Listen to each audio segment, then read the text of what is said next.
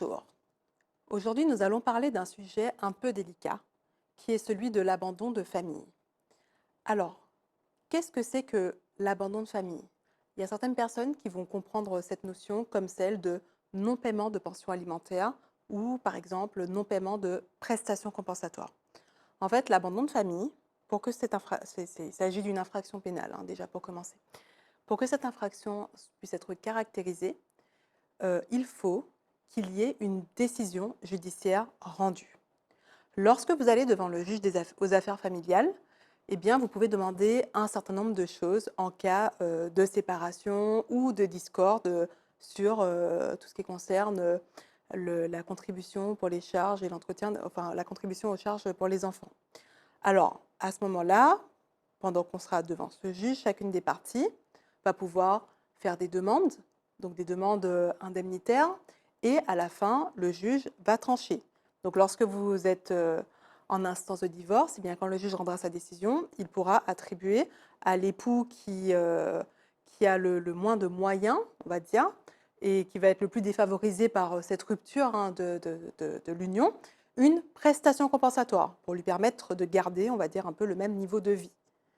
De la même manière, même si vous n'êtes pas marié, si vous avez eu des enfants avec une personne, eh bien, à ce moment-là, le juge va pouvoir, donc il faudra quand même qu'il soit reconnu, le juge pourra à ce moment-là octroyer le versement d'une pension alimentaire aux parents qui va garder en général l'enfant et chez qui l'enfant aura sa résidence principale.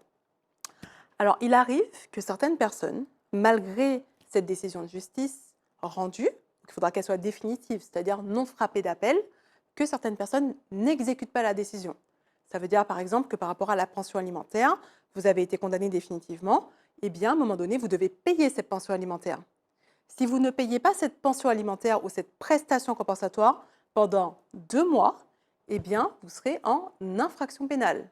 Ce qui veut dire que la personne à qui vous devez cet argent pourra aller déposer plainte contre vous en disant, parce que cette personne pourra avoir des justificatifs en montrant qu'il y avait eu par exemple un versement et qu'il s'est interrompu pendant 2 mois, ou bien qu'il n'y a jamais eu de versement. En tout cas, à ce moment-là, elle pourra dire, cette obligation a été décidée par un juge, elle est définitive, et mon débiteur, donc du coup mon ex-conjoint ou le père de mes enfants, ne paye pas. Et à ce moment-là, eh bien, la peine encourue est de 2 ans d'emprisonnement.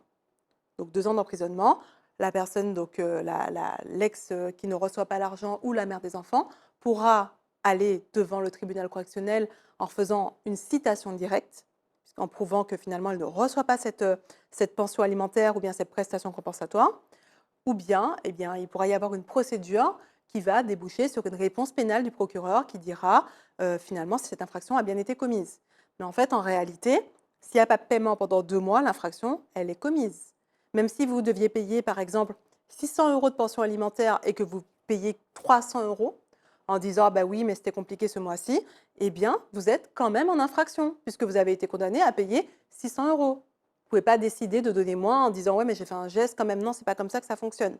Si la pension alimentaire, à un moment donné, ou la prestation compensatoire, le montant, il est trop important et que vous n'êtes plus en capacité de le payer, il faudra ressaisir le juge aux affaires familiales pour pouvoir expliquer votre situation, produire des justificatifs et vous pourrez à ce moment-là payer un montant moindre une fois qu'une nouvelle décision, plus favorable, décidant de baisser la prestation compensatoire ou la pension alimentaire, aura pu vous être accordée de manière définitive. Vous ne pouvez pas décider vous-même que, bon, bah là, franchement, en gros, c'est chaud, ce mois-ci, j'ai pas envie. 1 mois, ça va passer, 2 mois, ça passera pas. 2 mois, vous serez en infraction.